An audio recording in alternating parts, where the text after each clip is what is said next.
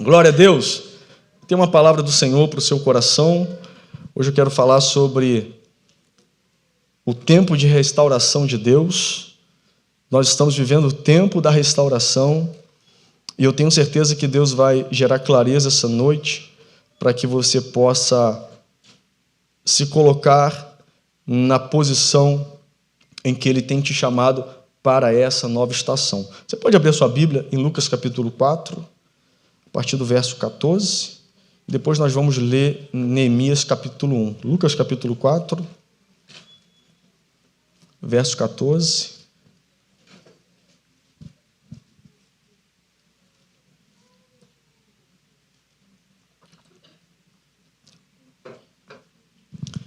Vou ter que colocar o óculos, que acho que a idade está chegando.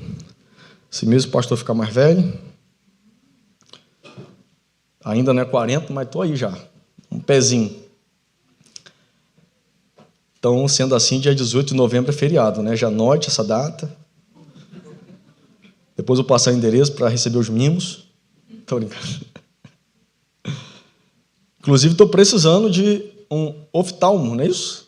Se alguém tiver alguém para recomendar, me avise. Está tenso. Precisando atualizar aqui a lente.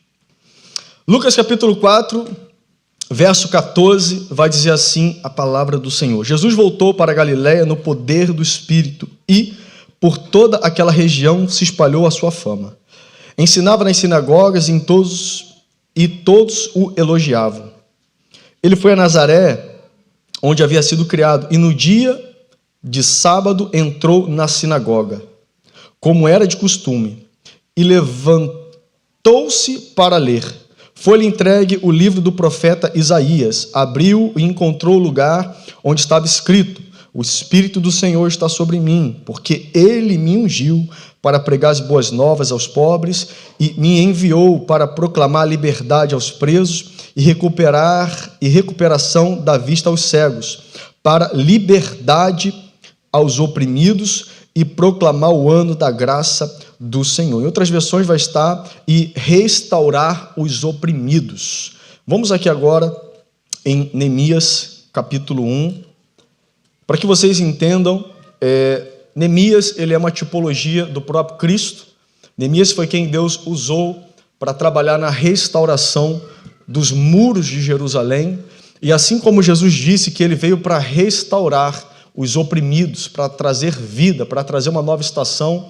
E uma das coisas que me chama a atenção é que quando nós lemos a palavra restaurar, eu entendo que ela vai um pouco além da restituição, porque quando nós falamos de restituição, nós estamos falando de coisas materiais, daquilo que nós perdemos, do prejuízo que você levou, da pessoa que não te pagou, de coisas materiais. Mas quando falamos da restauração, não é apenas o material, mas sim daquilo que é emocional. Quem sabe a reputação, a dignidade, o caráter, a fama. Então eu entendo que quando nós falamos da reconstrução dos muros, porque naquela época uma cidade que não tinha muros era uma cidade vulnerável, era uma cidade que estava exposta à humilhação, à invasão. Então era necessário, para que a restauração voltasse, a dignidade, a honra, a fama, aquilo que Deus tinha para fazer através da vida do seu povo, era necessário que os muros fossem erguidos, porque não era simplesmente muros naturais,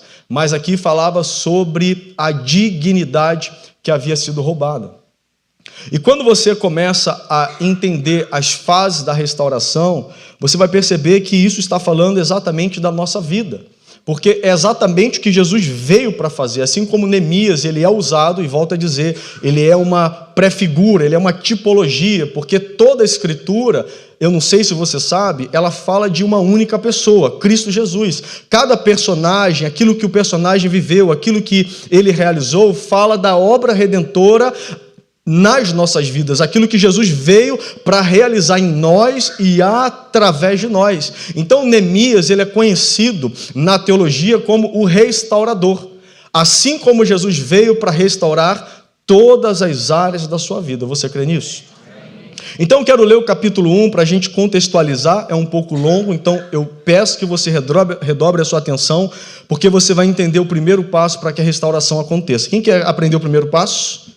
Amém? Então, leia comigo, palavras de Neemias, filho de Acalias. Se alguém tiver grávida, fica a sugestão, né? Neemias ou Acalias. Um belo nome para o seu filho. Aí você fala, põe no seu, pastor, já que não tem mais. No mês de Quisleu, no 20º ano, enquanto eu estava na cidade de Suzã, Amani, um dos meus irmãos, veio de Judá com alguns outros homens, e eu lhes perguntei acerca dos judeus que restaram os sobreviventes do cativeiro, e também sobre Jerusalém. E eles me responderam, aqueles que sobreviveram ao cativeiro e estão lá na província, passam por grande sofrimento e humilhação. Repita comigo, grande sofrimento e humilhação.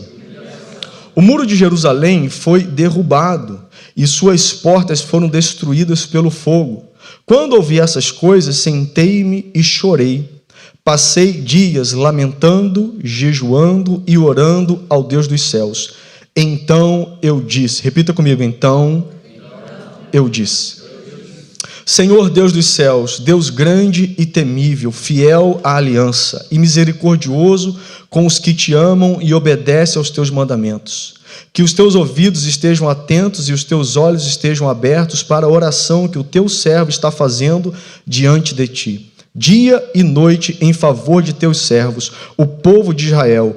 Confesso os pecados que nós, os israelitas, temos cometido contra ti. Sim, eu e o meu povo temos pecado. Repita comigo, sim.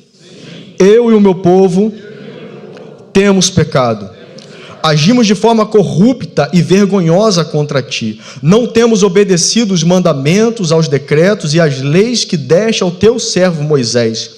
Lembra-te, Senhor, do que fizeste a Moisés, teu servo. Se vocês forem infiéis, eu os espalharei entre as nações. Mas se voltarem para mim, obedecerem os meus mandamentos e os puserem em prática, mesmo que vocês estejam espalhados pelos lugares mais distantes debaixo do céu, de lá eu os reunirei e os trarei para o lugar que escolhi para estabelecer o meu nome.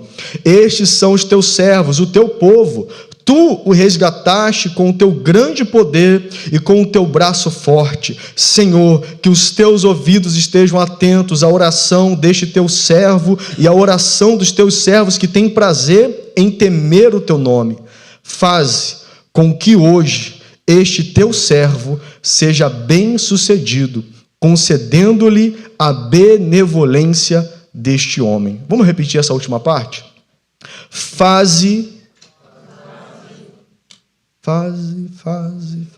Calma, vamos de novo, no 3, hein? Faze com que hoje este teu servo seja bem-sucedido, concedendo-lhe a benevolência deste homem. Este homem que Neemias se referia era o rei Artaxerxes, que era o rei do qual ele servia, porque neste momento Neemias estava na função de copeiro do rei. Mas o interessante é que quando a gente olha o capítulo 1, o Senhor me leva a entender que aqui está a base de tudo que vai acontecer a partir deste momento na vida de Neemias. Porque toda restauração, ela começa com arrependimento. Neemias, ele estava também vivendo dentro deste cenário, ele tinha sido levado cativo desde o período do rei Nabucodonosor, agora ele estava ali servindo como copeiro do rei Artaxerxes, ou seja, ele também era um escravo do rei, mas ainda assim, quando ele soube de tudo aquilo que o pecado, a idolatria, o santo misturado com o profano, trouxe sobre o povo de Deus, ele se colocou no lugar de arrependimento pela nação. Então, toda restauração na minha e na sua vida, ela começa com a confissão dos nossos erros. Porque é muito fácil a gente estar culpando o sócio que nos roubou, é muito fácil a gente culpar a esposa ou o marido que foi e deixou a casa, é muito fácil a gente terceirizar aquilo que nós estamos vivendo, quando na realidade Deus, ele não quer saber daquilo que aconteceu, ele quer saber sobre o meu posicionamento e a minha culpa dentro disso que aconteceu ou quem sabe está acontecendo. Porque não tem como Deus restaurar áreas da minha vida que ainda não foram confessadas. Não tem como Deus restaurar a minha dignidade, não tem como Deus restaurar as minhas finanças, não tem como Deus restaurar o meu casamento, não tem como Deus restaurar o meu ministério, não tem como Deus restaurar a minha saúde, não tem como o Senhor Jesus restaurar a minha vida se não houver uma confissão. Ele vai dizer: Senhor, nós pecamos contra Ti, nós cometemos erro contra Ti. É engraçado que eu e a pastora, a gente passa por isso quase sempre. As pessoas tomam decisões, pastor Alex, deliberadas, elas fazem, elas entram no carro que não teria que entrar, responde a mensagem que não deveria ter respondido, assina o contrato que não deveria ter assinado, faz viagem que Deus não mandou fazer, se envolve em ambientes, situações que Deus não mandou se envolver, entra em grupo de WhatsApp que Deus não mandou, e quando dá errado, é quase comum. Por que Deus permitiu acontecer isso? Deus não te empurrou naquele carro. Deus não agarrou o teu dedo para responder aquela mensagem. Deus não usou a tua conta bancária para fazer aquela transferência. Meu irmão, se você quer viver restauração, o primeiro passo é: a culpa foi minha. Você pode dizer isso? A culpa foi minha? Você percebe que é diferente da proporção eu recebo? Se é para receber, eu recebo. Deus não mandou você beijar aquela boca, Deus não mandou você entrar naquele carro, Deus não mandou você entrar naquele quarto, Deus não mandou você morar com aquela pessoa, Deus não mandou. E depois que o problema acontece, a gente ainda quer botar na conta daquele que tem o melhor para a nossa vida e que o melhor dele para a nossa vida não faz parte das decisões que nós tomamos deliberadamente sem perguntar: Senhor, é a tua vontade? E pior do que isso, às vezes até sabendo que não é a vontade dele, ainda assim tomamos a decisão. E contudo, quando o pior acontece: Senhor, por quê? Por que Deus permitiu? Tem gente que dá vontade: por que Deus permitiu? Porque você foi lá e fez, só por isso. Porque uma coisa você precisa entender, meus amados.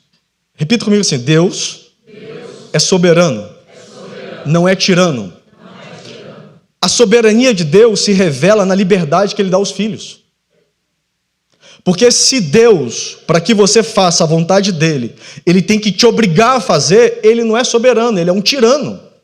É o tirano que faz com que as pessoas façam aquilo que elas não querem fazer, mas são obrigadas porque existe alguém que está manipulando a ação da vida delas. Deus, Ele é um Deus de amor, Deus é um Deus de paz, Deus é um Deus de rico em misericórdia, Deus é um Deus de benevolência, Deus é um Deus que tem paciência, Ele é longânimo. Mas uma coisa que eu preciso entender é que Ele nunca vai usar da sua sabedoria para manipular os meus desejos, sendo que quem tem que se posicionar sou eu.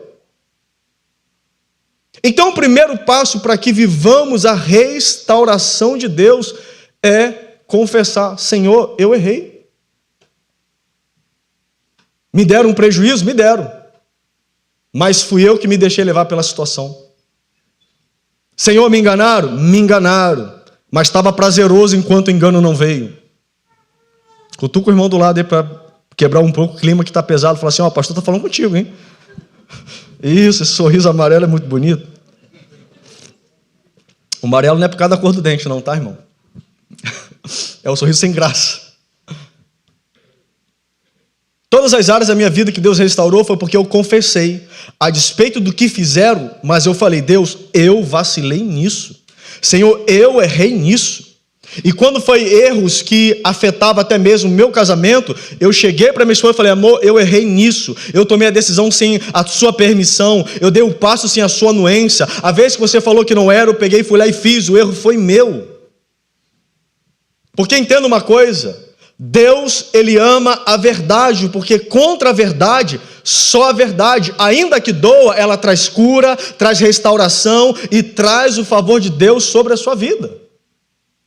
Por que é tão importante falar isso? Porque isso faz parte do combo sacrificial de Cristo na cruz do Calvário, pois a própria Bíblia diz, Isaías 61, que é um verso profético, e Jesus vai recitar o rolo do profeta Isaías, em Lucas capítulo 4, verso 17, o Espírito do Senhor está sobre mim, porque Ele me ungiu para restaurar. O Senhor deseja restaurar completamente a sua vida, Ele deseja restaurar todas as áreas da sua vida, mas você precisa entender uma coisa: Assuma a tua culpa. As finanças estão paralisadas? Assuma. Eu não sou um dizimista, eu sou infiel. Eu só faço quando posso fazer, porque quando eu não posso, eu faço outras coisas, eu priorizo outras coisas. Aí eu pergunto, se você faz só quando tem dinheiro, quem é o Deus da sua vida? É o dinheiro ou é o Deus que te promove e te prospera financeiramente? A gente acha que mamão operar na nossa vida é só quando a gente tem. Mas quando você deixa de fazer por não ter e Deus está falando faça, significa que a voz do dinheiro está falando mais alto na sua vida do que a voz de Deus. Porque eu cansei de comprar coisas, eu cansei de investir em coisas quando nem dinheiro tinha. Mas Deus falou, vai que eu sou contigo. E aconteceu. Então hoje você precisa entender uma coisa, meu irmão. Essa é uma palavra de conserto, é uma palavra pastoral. Porque eu ainda vou entrar naquilo que Deus vai fazer. Deus falou algo tão poderoso no meu coração enquanto eu estudava essa mensagem, mas não tem como liberar o que Deus me entregou sem antes não darmos o nosso passo. E o arrependimento é unilateral. O arrependimento não tem a ver com o que o outro fez, tem a ver com aquilo que eu fiz. Porque quando eu saí de uma sociedade, mesmo quando tinham me enganado, mesmo quando deixaram de me pagar, Deus falou, você vai voltar e você vai pedir perdão, porque eles estão chateados pela sua atitude, mas sobre o que eu quero fazer na sua vida, ninguém pode dizer como pode Deus estar fazendo se ele saiu daqui e deixou as coisas mais ou menos. Eu lembro que em certa ocasião da nossa vida, a gente vivendo meu irmão, um deserto, daqueles que eu já falei para vocês. E aí a gente fez uma viagem para a Argentina, a gente vendeu um carro que a gente tinha, essa é uma outra história, depois eu conto, foi uma história de fé. Aí voltamos, pagamos tudo. E eu lembro que na época a Nextel tinha me feito... Alguém sabe o que é Nextel? Né? Quem já teve Nextel, levanta a mão para me ver a sua idade. Glória a Deus. Tamo junto. Eu sei que o Botox está disfarçando, né? O skincare está dando uma ajuda, mas levantou a mão já era. E aí o meu nome estava para ser negativado. E em paralelo a isso, uma amiga nossa, a Rafaela, que era advogada, ela estava movendo ação para, né, falar com a Nextel que o boleto foi cobrado em duplicidade, parará. E eu lembro que naquela noite eu estava na igreja e o dinheiro contado na conta. E o pastor Samuel, esse mesmo pastor, ele falou assim, ó, pague todas as suas dívidas, todas, porque no dia que Deus começar a te prosperar, ninguém poderá dizer que você prosperou com o dinheiro da dívida que você não pagou. Falei, Senhor, é isso mesmo? Aí saí de lá, né, falou assim, não pode ter sido Deus, você sai questionando, porque a gente só crê que é Deus quando é para o bom, né? Quando é para bem, né? Quando confronta o nosso comportamento, quando confronta aquilo que nós estamos vivendo, a gente questiona, será que o pastor Carlos é de Deus mesmo? Será que é essa igreja de verdade mesmo? Mas quando eu falo que Deus vai fazer, Deus vai mudar, Deus vai te abençoar, você não questiona, você recebe. E aí eu lembro que saí de lá, falei, amor, a gente vai pagar. Até aquilo que está para sujar o nosso nome, a gente vai pagar, porque eu não quero ter peso de dívida nenhuma no meu ombro. E eu lembro que a gente foi lá, pagou e ficamos zerados. E a gente ainda viveu algum processo com Deus, e Deus restaurando, e Deus fazendo, e Deus mantendo, até que um dia, de fato, Deus fez. E quando nós saímos do deserto, e dentro do deserto, eu lembro que a gente chegou a ter dívidas de mais 100 mil reais, por causa dos negócios que a gente ia fazendo. Mas quando a gente saiu do deserto, a gente não devia 1 centavo a ninguém. Porque quando eu me posiciono, Deus me honra. Quando eu me posiciono, Deus libera do favor. Quando eu me posiciono, Deus estende a mão dele sobre a minha vida. Então, eu quero te chamar nesse momento para que você se posicione, meu irmão. Pare de terceirizar a culpa. Fala assim, ó, pode fazer? Bata no peito e fala assim, ó, a culpa é minha. E eu me arrependo. Me arrependo do que eu fiz, do passo que eu dei, do contrato que assinei, da situação que eu me envolvi, da mensagem que eu respondi. Eu me arrependo. Mas o arrependimento, ele não pode ser apenas uma declaração verbal, ele tem que ser algo genuíno dentro do seu coração. Porque arrepender-se significa reconhecer preço que foi pago. Arrependimento é isso. Quando eu me arrependo, ainda que sobre aquilo que eu estou me arrependendo traga prazer para a minha vida, porque quando falamos de pecado, nós não estamos falando de algo que é ruim. Nós estamos falando de algo que nos leva à morte, mas é bom. Porque se não fosse bom, por que você pecaria? Quem não toma café sem açúcar? Levanta a mão. Quem não toma café sem açúcar? Por que você não toma? Porque é ruim, não é? Você gosta de quê? Com açúcar, não é isso? Porque para você é.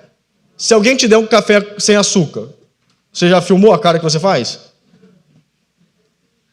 E você não volta a tomar. Mas por que a gente peca? A gente de forma genérica, porque eu posso até errar, mas eu não vivo em pecado não. Mas por que a pessoa que vive no pecado, ela ainda assim continua na prática do pecado? Porque traz prazer. Então você precisa entender uma coisa sobre até aquilo que é prazer, mas é maldição e vai causar morte na sua vida. Você precisa pedir força a Deus para ir ao lugar do arrependimento, porque Cristo já se fez maldito no nosso lugar, para que hoje sejamos santos, santificados através do teu sangue. Mas não adianta, é uma decisão. Caim decidiu matar Abel.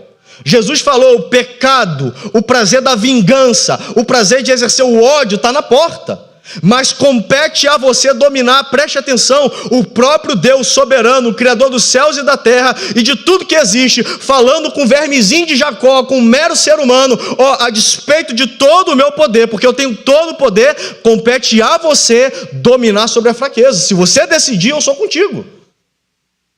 É por isso que a Bíblia vai dizer: sujeitai-vos a Deus, resisti ao maligno, e ele... Você tem resistido ao maligno? Não, melhor dizendo, você tem se sujeitado a Deus? Porque sempre haverão duas vozes, a de Deus e a do diabo. Responde, aí a voz de Deus não responde. Vá, e a voz de Deus não vá. Faça, e tá a voz de Deus não faça. Agora, a decisão é de quem? Fala, é minha. Então nós precisamos ir para esse lugar de arrependimento que Neemias foi. Porque quando Neemias entra nesse lugar de arrependimento, ele finaliza dizendo: faze com que hoje este teu servo seja bem sucedido. Eu quero declarar em nome de Jesus, você pode levantar sua mão. Quando você entrar no lugar de arrependimento, você será uma pessoa bem sucedida. Você verá a graça de Deus transbordando sobre a sua vida. Contra as suas fraquezas, Deus te dará força. Contra toda a resistência do diabo, elas terão que bater em retirada. Contra todo espírito de sofisma que se levanta, eles serão envergonhados diante da presença. Mas tudo que você precisa é se posicionar, porque quando eu me posiciono, Deus me faz uma pessoa bem sucedida. Vai ou não vai? 1, 2, 3, aplausos. Obrigado, Duda. Amém. Glória a Deus. Então Neemias pediu: Senhor, faça-me ser bem sucedido diante desse homem. E você vai ver que no capítulo 2, agora, quando Neemias ele se apresenta, depois de ter se arrependido pelo pecado da nação, ele agora vai diante do rei, porque ele era copeiro, e quando ele está para servir vinho ao rei, o rei viu que o semblante de Neemias estava recaído. E ele perguntou: por que você está assim? E aí vai dizer, no capítulo 2, que Neemias vai dizer: e eu orei. Então Neemias, diante do rei, quando o rei vê que o semblante dele estava entristecido, ele em seu coração orou para confirmar o que Deus ia fazer em favor dele naquele momento, porque o rei, vendo um escravo, um súdito triste diante da sua presença, até uma sentença de morte poderia ser dada. Então eu quero dizer que existem quadros hoje na sua vida que, quem sabe, sejam quadros de destruição, mas mediante ao teu posicionamento, até aquilo que veio para destruir vai beneficiar a sua vida. Eu não sei quem vai receber isso, mas eu vou declarar mais uma vez: aquilo que aparentemente veio para destruir a sua vida vai acelerar o processo de Deus, vai acelerar o acontecimento de Deus. Parece que veio para a morte, mas Deus está dizendo: não, vai vir para trazer porção dobrada de saúde, veio para trazer quebra financeira. Deus está falando: não, vai nascer uma nova oportunidade de empreendimento. Parece que veio para destruir, mas Deus está dizendo: aquilo que parece, até isso vou usar para te abençoar. Porque quando a mão dele está estendida, não há quem a faça voltar atrás. Deus já estava com Neemias. Deus já havia visto o arrependimento no coração de Neemias. Deus não precisava que uma nação se arrependesse, Deus precisava que um se posicionasse. Sabe o que eu estou tentando te dizer? Deus não está esperando que o teu marido se arrependa, Ele está esperando que você se posicione. Deus não está esperando que a sua mulher se arrependa, Ele está esperando que você se posicione. Filhos, Deus não está esperando que o pai de vocês se arrependa, está esperando que você se posicione. O que mais temos visto aqui na nossa igreja são adolescentes posicionados, trazendo a sua casa para os caminhos do Senhor. Você está entendendo, meu irmão? Que quando eu me posiciono, Deus estende a sua mão. Quando eu me posiciono, Deus nos céus, eu estou conjecturando, Ele fala, eu estou contigo. Pode ir que você será bem sucedido. E quando Ele ora, Ele fala, Senhor, eu estou triste, porque o meu povo foi invadido, os muros foram derrubados, a cidade foi sitiada. E o rei pergunta ao lado da rainha, o que você quer que eu faça? Olha o rei perguntando para um súdito. O rei perguntando para um súdito, o que você quer? Deus vai usar os grandes para te abençoar, meu irmão. Não sei o que estou dizendo, porque toda a riqueza está nas mãos do Senhor. Você fica olhando para o que você tem, porque se você olhasse para aquilo que Deus tem, você se colocaria debaixo da graça dele e entenderia. Não é sobre quanto você tem, é sobre aquilo que ele pode fazer por você, porque o rei estendeu o favor sobre Neemias e perguntou, o que você deseja? O que você quer que eu te faça? Então Neemias agora pede para ser liberado do seu ofício por um tempo, para ir a Jerusalém, trabalhar na reconstrução dos muros.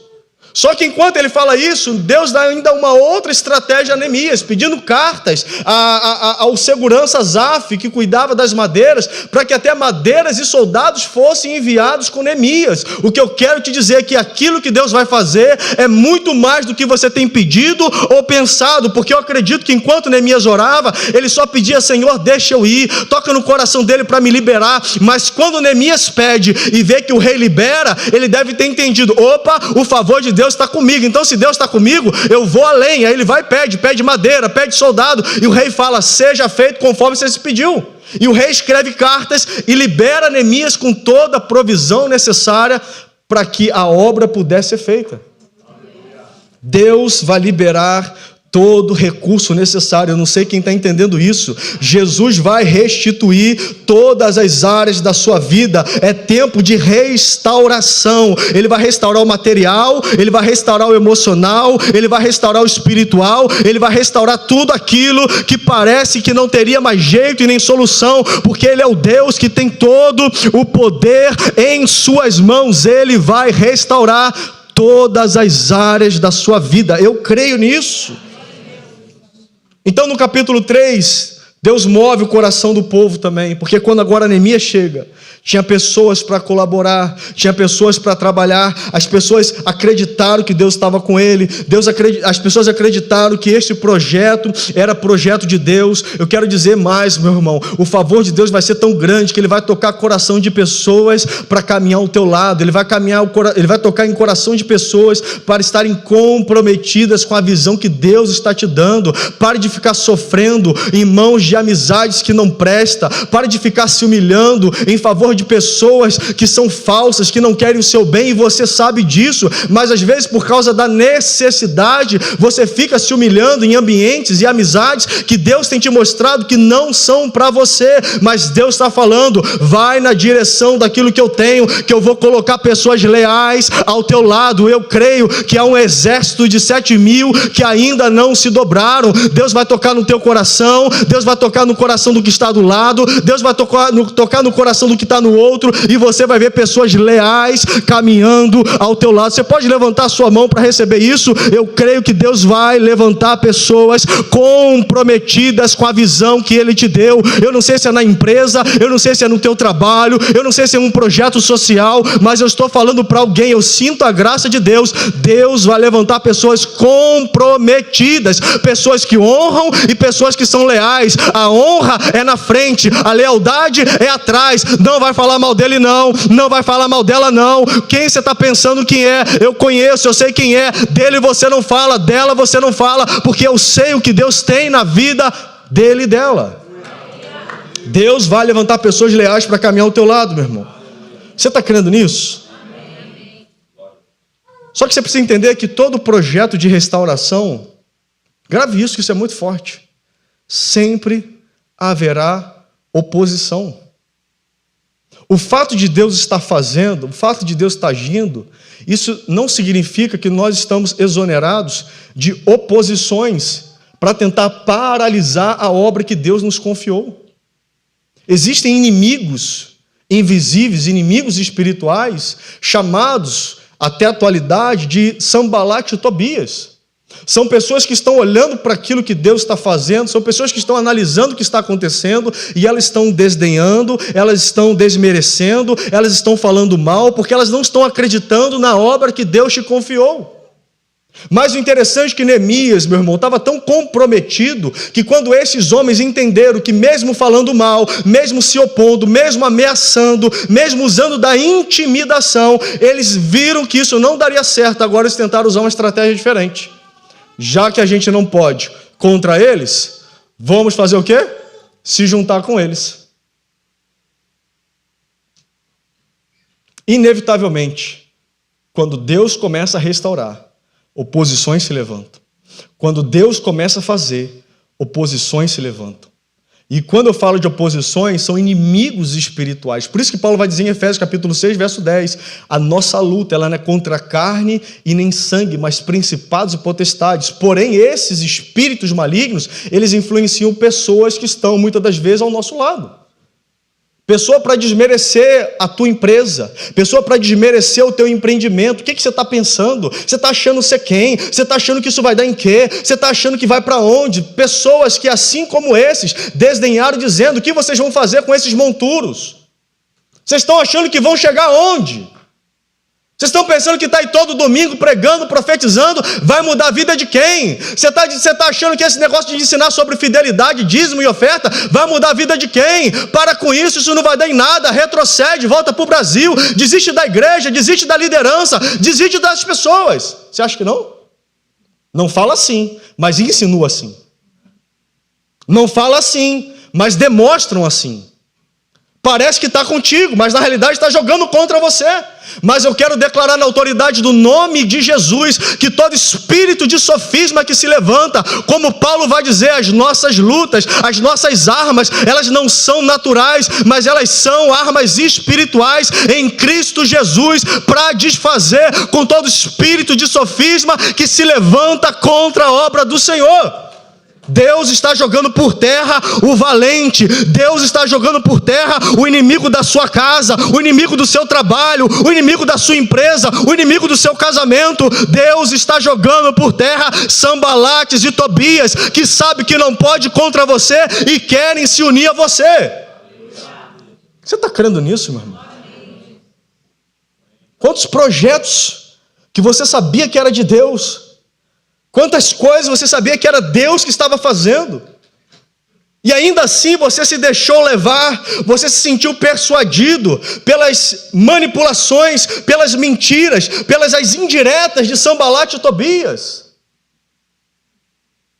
Porque entenda uma coisa, a impressão que eu tenho, e na realidade não é uma impressão, é uma certeza, o diabo sabe mais sobre nós do que nós mesmos.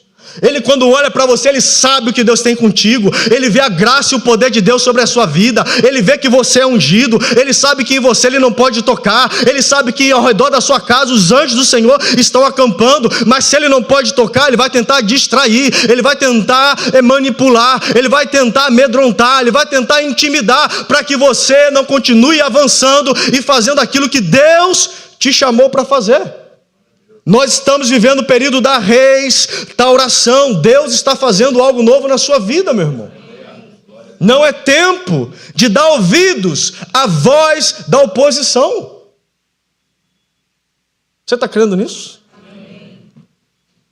Então declara assim, ó, em nome de Jesus, todo espírito de Sanbalat, de Tobias, de Gesem, que se levanta contra aquilo que Deus está fazendo na minha vida, eu declaro que essa noite está caindo por terra, na autoridade do nome de Jesus. Você crê nisso? Aplauda ao Senhor.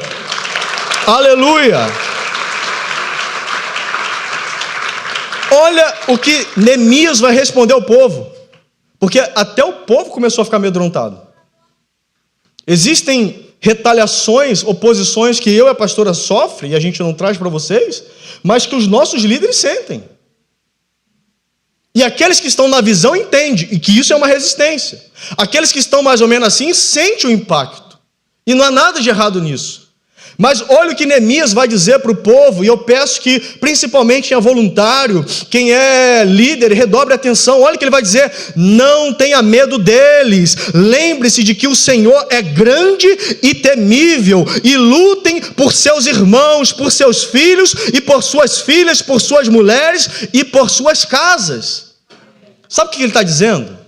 Não tenha medo, porque o que Deus vai fazer é tão grande, que os filhos, as esposas, os filhos dos filhos, em outras palavras, gerações serão impactadas através daquilo que Deus está fazendo na sua vida. Não tenha medo, porque é muito claro e objetivo isso.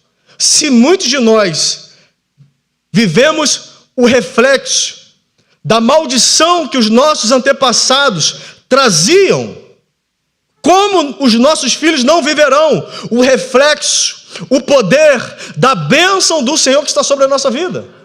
Então, quando você confessa e se posiciona, não é apenas sobre você, mas é sobre gerações que serão tocadas através de você. Você não está entendendo? Eu quero declarar, levante a sua mão mesmo sem saber que vai ser bom para a sua vida. Divórcio na sua geração nunca mais. Quebra financeira na sua geração nunca mais. Vergonha, exposição, humilhação nunca mais. Aquilo que o diabo usou para ser vergonha, Deus está dizendo: na sua geração eu trago dupla honra. Morte prematura nunca mais. Chorar o luto nunca mais, porque sobre os seus eu tenho uma aliança que começou com você, a aliança do sangue do Cordeiro. O teu posicionamento está destravando a aliança de Deus sobre a tua casa e sobre a tua geração. Receba isso em nome de Jesus.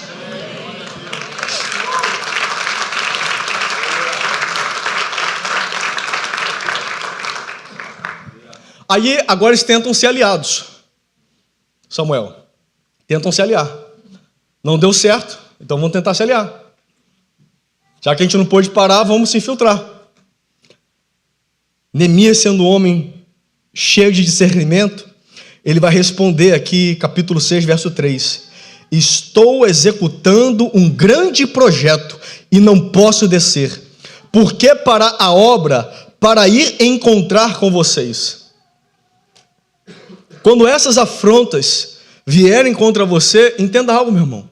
Você está em um grande projeto. Deus está te levando a viver algo grande. Quem sabe hoje as circunstâncias não deixe você enxergar, não deixe você entender, até porque a resistência é justamente para isso. Hoje nós estamos aqui em um espaço que comporta 160 a 170, mas eu não sei para onde Deus vai nos levar, mas eu tenho que resistir agora, porque se eu não resisto agora, eu nunca vou saber aonde Deus queria nos levar. Se você não resistir agora, você nunca vai saber para onde Deus quer levar a tua casa, para onde Deus quer levar os teus filhos, para onde Deus quer levar o teu casamento. Você nunca vai saber aquilo que Deus quer te confiar.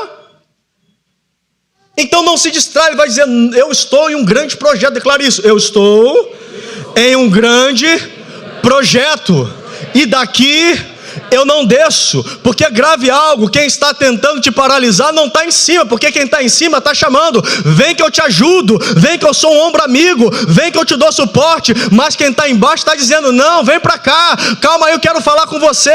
Volto a repetir: para trás nem para dar impulso. No 3 vamos dizer: 1, 2, 3, para trás nem para dar impulso. Aplauda o Senhor, meu irmão.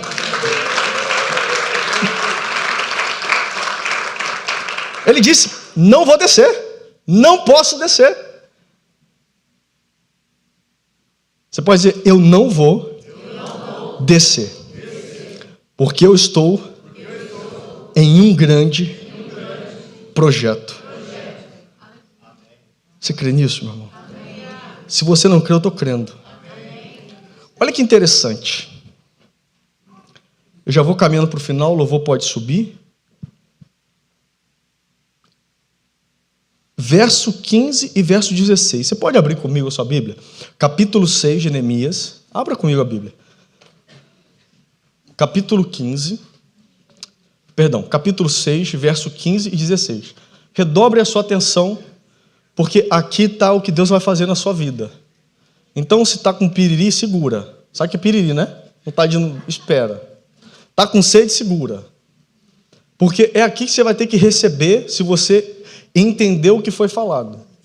Porque enquanto eu estudava, irmão, eu comecei a bater, eu falei, Senhor, receba isso para a minha vida, Senhor, eu estou crendo nisso, Senhor, é isso que nós vamos viver, porque o ano não acabou, a gente quer ter um novo ano, a gente quer profetizar para 2026, 2026, mas eu quero dizer que ainda faltam 2 meses para que o mês acabe, então em 2 meses pode acontecer muita coisa. Se um dia para ele é como se fosse 1000 anos e 1000 anos um dia, o que são 2 meses? É uma eternidade, Deus pode fazer hoje, amanhã, então o ano não acabou ainda. Repita comigo, o ano ainda não terminou, e eu creio que ainda este ano eu e a minha casa viveremos o favor do Senhor. Você está posicionado, meu irmão, você está firme na rocha. Ele é o Deus que restaura, Ele é o Deus que restitui, Ele é o Deus que faz muito mais do que pedimos ou do que imaginamos. O Lucas ficou tão emocionado, quase caiu. É forte. Verso 15 e 16, você abriu sua Bíblia? O muro ficou pronto no 25º dia de Elul, em 52 dias. Repita comigo assim, em 52 dias. Quando todos os nossos inimigos souberam disso, porque vão saber, oh meu Deus, quem desdenhou vai saber. Não é para trazer vergonha, não, é para saber que Deus é na sua vida, porque quem desdenha está desacreditando, quem está zombando está desacreditando. Quando você fala que vai acontecer, ri dentro para não mostrar, para não se constranger, mas Deus está dizendo, eles vão ver. Quando todos os nossos inimigos souberam disso, todas as nações vizinhas ficaram atemorizadas e com orgulho ferido. Meu Deus, tem gente com orgulho ferido, pois perceberam que essa obra havia sido executada com a ajuda do nosso Deus. Quando a gente fala que é Ele que vai fazer, é porque é Ele quem vai fazer. Vai acontecer. Só que eu falei assim, gente, eu já fui em Israel. São alguns quilômetros de muralhas. A gente não está falando daquele murozinho que você levanta no teu lote ali de 20 por 30, não. É uma cidade inteira, rodeada com muralhas. E para quem tem um pouco de noção de obras, não é essa obra aí, mequetrefe, né, que põe madeira, põe um negocinho no meio e em 30 dias a casa está de pé. São pedras, e pedras pesadas. Só que a Bíblia está dizendo que em 52 dias. Porque quando Deus faz para surpreender.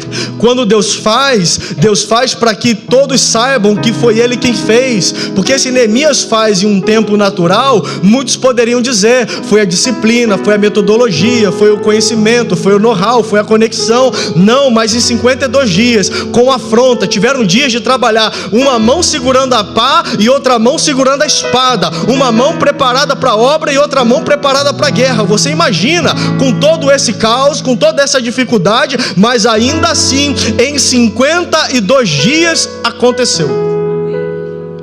Aí eu peguei e fui pesquisar. Quantos dias levariam para que esses muros naturalmente fossem reconstruídos? E a pesquisa me respondeu que, no mínimo, com tudo corroborando a favor, com tudo cooperando a favor, no mínimo 2 anos para que esses muros fossem construídos. E normalmente, naturalmente, 3 anos seria o tempo mais adequado. Então perceba que o rei liberar cartas, o rei liberar o material, o rei liberar o exército para proteger Neemias até chegar à terra de Jerusalém, o coração das pessoas que estavam envolvidas no projeto, as resistências que Deus foi dando sabedoria de como combatê-las. Tudo isso foi a mão de Deus para que algo milagroso, que Neemias, acredito eu, ele não estava talvez nem olhando para esse tempo, Mas é muito provável que quando terminou, porque você imagina a cabeça de Neemias, é tanto problema, é material, é soldado, é trabalhador, é Tobias, é Gesem, é Sambalate, é os inimigos, e a mentira, e a afronta, e o povo com medo, e ele olhando para isso tudo, pastora Karen, ficando desesperado, meu Deus, será que vai acontecer? Será que realmente vai dar certo? E está Neemias ali trabalhando, ainda assim chorando, ainda assim quem sabe dias e noites, ali sem saber para onde ir, sem saber o que fazer, mas confiando na palavra que recebeu, e está Neemias se dedicando à obra, e está Neemias trabalhando na obra, e quando finaliza tudo, ele devia talvez estar pensando, devem ter passado 2 anos, devem ter se passado 3 anos, mas até que ele deve ter parado e falado, não, eu cheguei aqui fazem apenas 52 dias.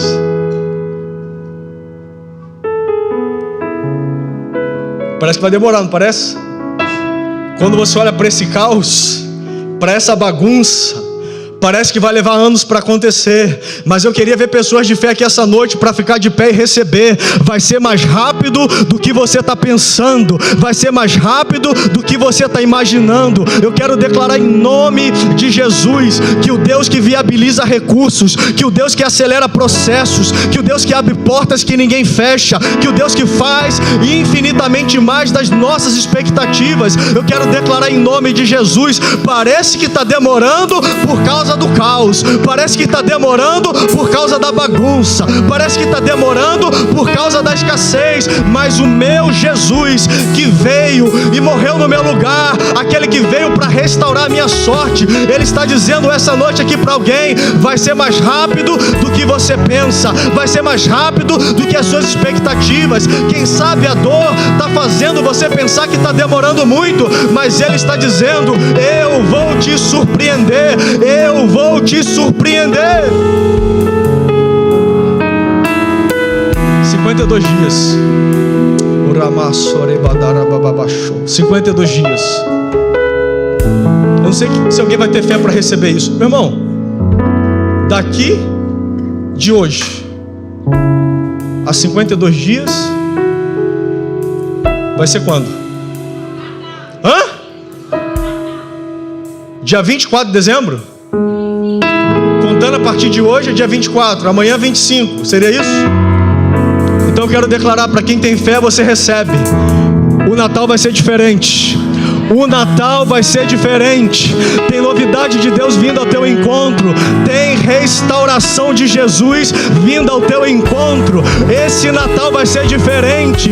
Essa pessoa que parecia não vir, vai vir. A porta vai abrir. A escassez vai embora. O problema vai bater em retirada, porque Deus está nos levando para o tempo da restauração. O Natal vai ser diferente. O Natal vai ser especial. Não é por causa da decoração, não é por causa do peru assado, não é por causa do empadão, não é por causa das guloseimas, é porque Deus vai fazer algo extraordinário. Dia 24 de dezembro, você vai parar e olhar, aconteceu, nós estamos vivendo, nós estamos desfrutando, aconteceu o milagre.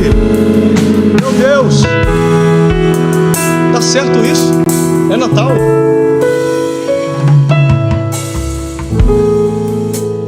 O Natal vai ser diferente, meu irmão. Essa não é uma palavra natalina. Mas quem tem fé para receber, recebe. Eu creio, meu irmão. Dia 24 para 25 vai ter surpresa de Deus. Dia 24 para 25 vai ter surpresa de Deus.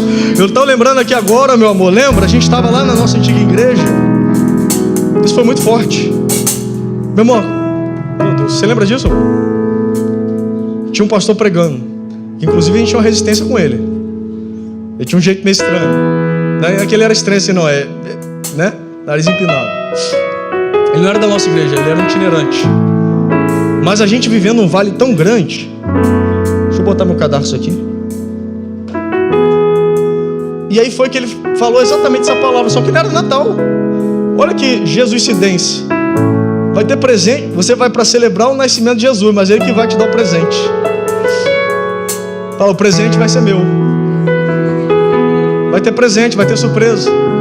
E ele falou assim, ó, eu lembro como se fosse hoje. Ele falou assim, meu irmão, se você está crendo, não estou falando para você fazer isso não, tá? Eu estou falando que nós recebemos essa palavra e a gente teve tanta fé naquele dia, Que eu lembro que no final, mesmo tendo resistência, ele falou assim, ó, se você crer, você vai fazer uma oferta e vai botar no altar para selar essa palavra, porque em 52 dias o milagre vai acontecer. E eu lembro que a gente está vivendo um processo e a gente precisava vender um terreno.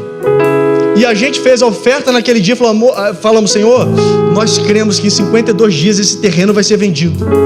Lembro como se fosse hoje. Aí, beleza, esquecemos. Aí um belo dia, liga o corretor e fala assim, ó, tem uma pessoa interessada no teu terreno. Eu falei, é mesmo? Aí a pessoa ligou, parará, e como que ia pagar? Começou a negociar, era um terreno de um condomínio residencial. Aí a pessoa falou assim, não, a gente quer pagar à vista. Eu falei, que benção, que eu estava precisando desse dinheiro. A pessoa pegou e fez. Quando o dinheiro bateu na conta, eu olhei a data. Falei assim, meu amor, pega a Bíblia, olha lá. Eu falei, olha só, a gente não gosta do cara e o cara é profeta mesmo. Aconteceu. No dia que bateu o 52º dia, 52 dias depois daquela profecia, nós estávamos segurando o milagre na nossa mão. Eu não sei se você tem fé para receber, mas naquele dia a gente foi tão ousado que até uma oferta a gente fez para selar. Eu quero declarar em nome de Jesus, vai ter surpresa nesse Natal, vai ter presente de Jesus nesse Natal. O presente é dele, mas você que vai ser presenteado, porque não se trata do Natal, mas são 52 dias, vai haver restauração, vai haver um trabalhar de Deus. Eu não estou dizendo que uma mágica vai acontecer, eu estou dizendo que um milagre vai acontecer, mas em 52 dias haverá um trabalhar dos céus, haverá um mover dos céus, haverá um reboliço dos céus. Você vai ver situações se encaixando, você vai ver conexões acontecendo, você vai ver mesas se colocando diante de você, você vai ver contratos vindo na sua mão. Meu irmão, receba em nome de Jesus. 52 dias vai ser um Natal diferente. Dá um high five no irmão que está do seu lado e fala, seu Natal vai ser diferente, seu Natal vai ser especial. Declare, profetize sobre a vida do seu próximo, vai ser especial. Fica de pé aqui, em nome de Jesus. Está doente, minha filha? Seu Natal vai ser especial, me chama para comer o peru. Vai ser especial seu Natal. Vai ser especial seu Natal. Vai ser especial, gente. Tem gente que vai receber documento no Natal. Tem gente que vai receber resposta da imigração no Natal. Tem gente que vai fechar empresa no Natal. Vem aqui, vai ganhar um patinete no Natal. Você está crendo nisso? Eu creio. Nós somos uma igreja de fé. Eu quero orar pela sua vida. Eu quero fazer 2 orações específicas, mas para isso eu quero te chamar. Porque a primeira coisa, eu vou orar para que o Senhor te leve ao lugar do arrependimento. E o segundo, eu vou orar para que toda resistência que tenta te paralisar essa noite saia da sua vida. E o terceiro, eu vou orar para que você saia daqui com uma fé inegociável, que o Natal vai ser diferente. Meu irmão, é muita coincidência, não é? Você acha que eu fico planejando, esperando? Calma aí, deixa eu ver que data vai bater essa mensagem. Não, meu irmão. Posso falar uma coisa? Eu nem trouxe o iPad, sabe por quê? Eu preparei essa mensagem hoje. O Davi fica quicando comigo, porque o coitado, ele quer que eu mande antes para ele se organizar. Eu falei, Davi, eu tô a semana toda. Eu falei pra Karen ontem, falei, amor, Deus ainda não me deu a palavra. Isso não acontece, isso não é normal. Eu falei, Deus, eu não sei o que eu vou pregar. Eu posso saber muita coisa de Gênesis e Apocalipse, mas não é sobre o que eu sei, é sobre o que Ele quer comunicar à sua igreja. E eu estava apreensivo, e ontem apreensivo, e hoje pela manhã isso começou a borbulhar, e Deus começou a falar. Ontem eu já tive mais ou menos uma clareza, e hoje pela manhã eu sentei, e quando eu sentei comecei a preparar, comecei a entender. E o Senhor me levou a olhar os 52 dias, e o Senhor me trouxe à memória o milagre que vivemos 52 dias, e eu falei, Senhor, o que vai acontecer daqui a 52 dias? E enquanto eu falava, o Senhor me leva a olhar no calendário. Quando eu olho no calendário, eu falei, não pode, é Natal. Senhor, será que vai ter gente para receber isso? Será que vai ter gente para crer nisso? E Deus está falando, pregue porque quem tem fé recebe, pregue porque quem está com você nessa mesma frequência vai receber, quem está crendo sem duvidar vai receber, aqueles que são da fé e não retrocedem, vai acontecer, o milagre vai acontecer no Natal, o Natal vai ser diferente.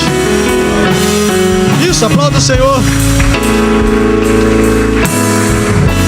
Quero orar pela sua vida. Coloque suas mãos sobre o teu coração. convite a fazer uma oração todos juntos. Uma oração de confissão. Feche seus olhos.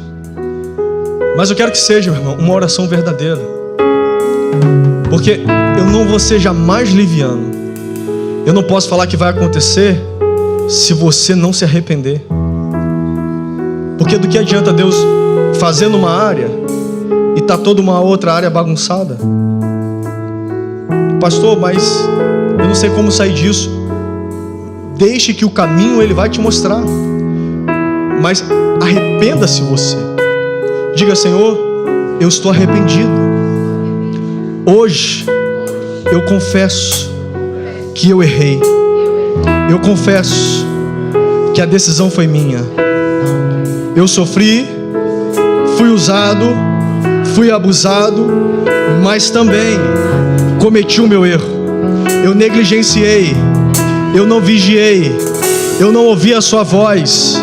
E é por isso que, assim como Neemias se arrependeu pelo pecado da nação, essa noite, fale com fé, essa noite eu me arrependo pelo meu pecado e o pecado da minha casa. Eu me arrependo pelo meu pecado e o pecado do meu marido, pelo pecado da minha esposa, pelo pecado dos meus filhos, porque nós somos uma casa. E eu, como representante, repita, e eu como representante da minha casa, me posiciono para buscar no Senhor o arrependimento, para que nenhum mal aconteça como já tem acontecido. Senhor, me dê forças, me dê sabedoria, me ajude a ser forte onde eu sou fraco. Eu me arrependo de corpo, alma e espírito de todo o mal que eu fiz. Eu renuncio toda aliança, todo pacto, todo contrato assinado, todo ambiente que eu entrei, tudo ilícito que eu pratiquei, eu renuncio e eu declaro para o inferno ouvir: a minha vida é de Jesus, a minha vida eu entrego a Jesus, a minha casa entrego a Jesus, o meu casamento entrego a Jesus, as minhas finanças entrego a Jesus, o meu trabalho entrego a Jesus, a minha empresa entrego para Jesus. Fale, o meu emocional eu entrego para Jesus, todas as áreas da minha vida eu entrego para Jesus. Eu declaro para o mundo espiritual ouvir essa noite: a minha vida pertence a Jesus. Aplauda Ele em nome de Jesus. Agora feche seus olhos, deixa eu orar por você. Senhor, em nome de Jesus, eu declaro que toda resistência espiritual, Pai, todo espírito de Sambalate, Tobias e Gesem, todo império das trevas que se levanta com sofisma, engodo, mentira, calúnia, difamação, está cancelado essa noite em nome de Jesus. Eu dou uma ordem para que todo espírito contrário que tem trabalhado contra a mente dessas mulheres, contra o coração desses homens, na mente desses jovens, desses adolescentes, tentado manipular essas crianças através de desenhos que às vezes nem vemos, eu declaro que todo espírito de sofisma, mentira do inferno está cancelado essa noite em nome de Jesus. Eu ministro a paz do teu Espírito, eu ministro a unção do Espírito, eu ministro a força que só o Senhor tem para nós e a paz que excede todo entendimento sobre a vida dos seus filhos, em nome de Jesus. Amém. Amém. Feche seus olhos. Agora a terceira e a última. Senhor, nós nos apresentamos mais uma vez para dizer que nós estamos crendo até o tutano, com toda a força da nossa mente, do nosso coração, com toda a força que o Teu Espírito produz em nós, que até o Natal, Senhor, nós vamos ver a obra concluída. Nós declaramos, Senhor, na autoridade do Seu nome. Eu quero falar com calma, porque eu não quero te emocionar, eu quero que você tenha fé. Eu declaro, Pai, que até o Natal haverá surpresas da Sua parte. São 52 dias que eu creio que o Senhor vai entrar em lugar lugares que nós não podemos. O Senhor vai mover situações que estão paradas. O Senhor vai provocar o coração até do ímpio. O Senhor vai mexer aonde tiver que mexer. Porque eu creio, para aqueles que têm fé comigo, que em 52 dias milagres acontecerão. Senhor, em nome de Jesus eu creio que haverá um sorriso no lugar do choro. Haverá, Senhor, espírito de alegria ao invés de prantos. Eu declaro que em 52 dias Deus muda a tua casa, Deus muda a tua história. No lugar da vergonha haverá a honra de Deus. No lugar da humilhação haverá um reposicionamento. Deus não se esqueceu do teu trabalho, Deus não se esqueceu da tua entrega, Deus não se esqueceu do teu dízimo, Deus não se esqueceu da tua oferta, Deus não se esqueceu de nada daquilo que você fez. E eu quero declarar que haverá uma aceleração. 52 dias nós teremos o melhor Natal da nossa vida. Eu declaro, vai voltar para casa aquele que se foi, vai voltar para casa aquela que se foi. Haverá reconciliação, será o melhor Natal da sua vida. Comece a contemplar pelos olhos da fé. Olhe para a mesa, olhe para casa, olhe para o ambiente, olhe a atmosfera, olhe ao teu redor, comece a ver o teu milagre. Eu creio que Neemias já tinha uma impressão no espírito, ele já via os muros reconstruídos, porque quem sabe onde quer chegar, crê que pelos olhos da fé Deus fará acontecer. Então comece a ver, comece a contemplar. 52 dias, declare comigo, 52 dias, declare comigo, 52 dias, vamos igreja, 52 dias, mais uma vez, 52 dias, agora fale, será o melhor Natal da minha vida, em nome de Jesus. Aplauda o Senhor.